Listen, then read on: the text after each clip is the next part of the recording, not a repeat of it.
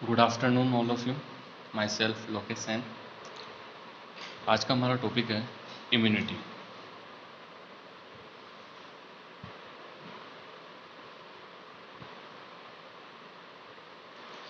क्या होती है इम्यूनिटी? आप सबको पता ही है इम्यूनिटी क्या होती है। इम्यूनिटी अपना क्या है, एक बॉडी का रेजिस्टेंस पावर है। इम्यूनिटी क्या है? Body resistance power against the infection और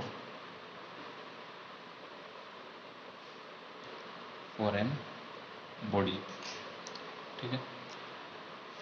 इम्यूनिटी क्या हो रहा है कि अपनी बॉडी का एक रेजिस्टेंस पावर है अगेंस्ट द इन्फेक्शन। जैसे अपने कोई भी इन्फेक्शन होता है तो उसके अगेंस्ट में क्या है, ये एक रेजिस्टेंस है। ठीक है।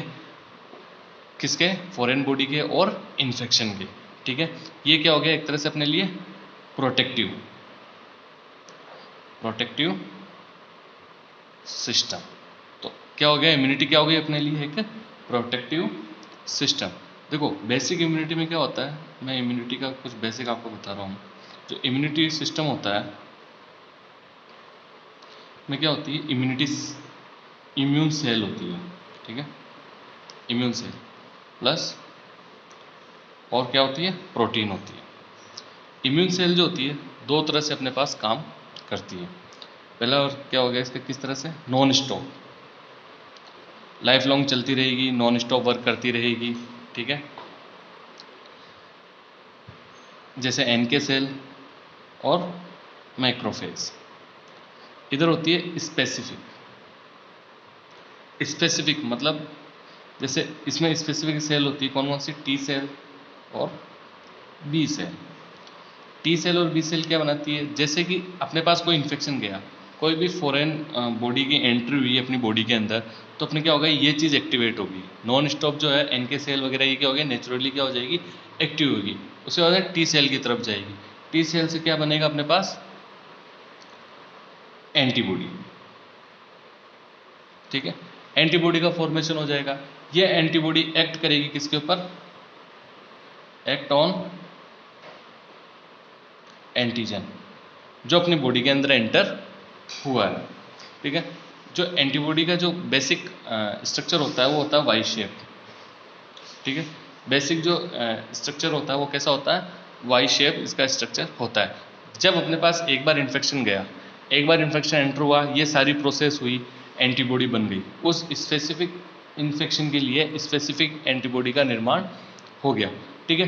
जब नेक्स्ट टाइम वापस वो इन्फेक्शन होगा, सेम इन्फेक्शन सेम एंटीजन वापस बॉडी के अंदर एंटर होता है, तो क्या होगा, जो अपनी बॉडी होती है ना, जब एक बार एंटीबॉडी बना लेती है तो क्या कर देता है, इसको मेमोरी में कन्वर्ट कर देता है। ये मेमोरी सेल के द्वारा ये वापस एंटीबॉडी अपने पास बन जाती है। जैसे सेम एंटीजन एंटर हुआ, मेमोरी सेल एक्टिवेट हुई और ये एंटीबॉडी को प्रोड्यूस कर देगा। ठीक है। एंटीबॉडी यहाँ पे, तो यहाँ तक आपको समझ में आया क्या कह रहा है कि जो इम्यूनिटी होती है ये क्या, एक प्रोटेक्टिव सिस्टम अपनी बॉडी का। क्या होता है, जैसे body resistance power against the infection, अपने पास इन्फेक्शन गया उसके लिए बॉडी का रेजिस्टेंस पावर होता है। इम्यूनिटी सिस्टम जो होता है वो क्या होता है, उसमें इम्यून सेल और प्रोटीन होती है। जो इम्यून सेल होती है उसमें क्या होता है कि नॉन स्टॉप वर्क करता है और स्पेसिफिक वर्क करता है। नॉन स्टॉप में कैसे हो गया, जैसे एनके सेल, मैक्रोफेज वगैरह ये काम करेगी, फिर टी सेल वगैरह ये किसी स्पेसिफिक इन्फेक्शन के लिए एक फिर एंटीबॉडी का डेवलपमेंट होता है। तो वो कहाँ होता है, टी सेल और बी सेल में। उनका स्ट्रक्चर कैसा होता है, वाई शेप का स्ट्रक्चर होता है। ठीक है। फिर ये क्या होता है, एक बार किसी इन्फेक्शन के लिए एंटीबॉडी बन जाती है तो मेमोरी जो सेल होती है, इम्यूनोलॉजिकल जो मेमोरी सेल होती है, वो उस एंटीबॉडी का एक फिल्म अपने पास रख लेती है। ठीक है। वो फिल्म अपने पास रख लेती है। जैसे सेम एंटीजन या इन्फेक्शन अपनी बॉडी में वापस आता है तो ये क्या करेगा, ये मेमोरी सेल है, सेम एंटीबॉडी उस एंटीजन के लिए प्रोड्यूस कर देगी। ठीक है। यहाँ तक आया समझ में। अब क्या होता है कि जो क्लासिफिकेशन जो होता है इम्यूनिटी का, जो क्लासिफिकेशन होता है वो दो तरह से अपन मानते हैं। जो ये नॉन स्टॉप और स्पेसिफिक है, यही मान लो आप एक तरह से उसका क्लासिफिकेशन। जैसे नॉन स्टॉप है वो कैसा है, इननेट।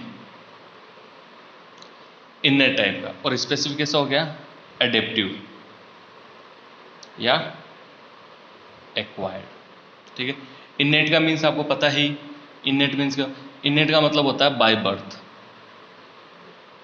मतलब ऐसी एंटीबॉडी जो आपको कैसे मिल रही है, बाय बर्थ, जन्म के साथ ही आपको वो एंटीबॉडी आपको मिल रही है, तो वो क्या कहलाता है, इननेट इम्यूनिटी।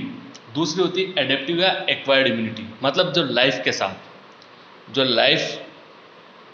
लाइफ लॉन्ग के साथ में, जो लाइफ में अपना जो एनवायरनमेंट होता है, एनवायरनमेंट, लाइफ का जो एनवायरनमेंट होता है, एनवायरनमेंट के साथ में अपने को ये मिलती है। क्लियर? तो क्या हो गया, इननेट कौन सी हुई, जो बाय बर्थ मिल रही है, एडेप्टिव कौन सी हुई, जो एनवायरनमेंट में जो इन्फेक्शन है, जो फॉरेन बॉडी है उसकी वजह से जब अपनी बॉडी रेस्पॉन्स करना शुरू करती है, तो वो कौन सी हो गई अपने लिए, एडेप्टिव और एक्वायर्ड। इनके आगे और डिटेल है, जैसे इननेट है, इननेट फिर चेंज हो जाती है, इननेट कैसे होगी, नेचुरली भी मिलती है, आर्टिफिशियल भी मिल जाती है। ठीक है, ऐसे एडेप्टिव में भी है, तो अपन आगे इसको पढ़ेंगे, एक्टिव और पैसिव भी होती है, तो अपन इसको आगे नेक्स्ट क्लास में इसके बारे में डिस्कस करेंगे। Thank you.